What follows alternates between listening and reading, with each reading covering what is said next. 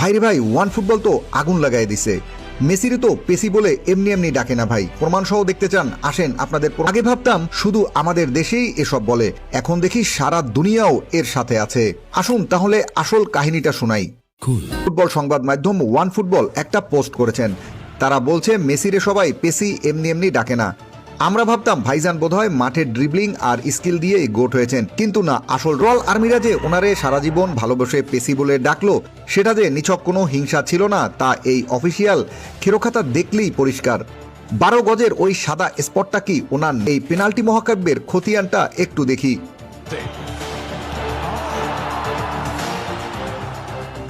লা লিগায় এই বড় ভাই 74টি পেনাল্টি মেরেছেন। স্পেনের মাঠে ডিফেন্ডাররা নাকি ওনারে আটকানোর চেয়ে ডিবক্সে পেনাল্টি গিফট করতেই বেশি ভালোবাসতেন। রেকর্ড 74 বার পেনাল্টি নেওয়ার কীর্তি ওনার। চ্যাম্পিয়ন্স লিগও বাদ নাই, 23 বার। ইউরোপের সেরা টুর্নামেন্টেও ওনার এই পেনাল্টি প্রেম সমতালে চলছে। 23 বার স্পট কিক। আন্তর্জাতিক ফুটবলেও 32 দাঁত বের করার রেকর্ড ওনার খাতায়।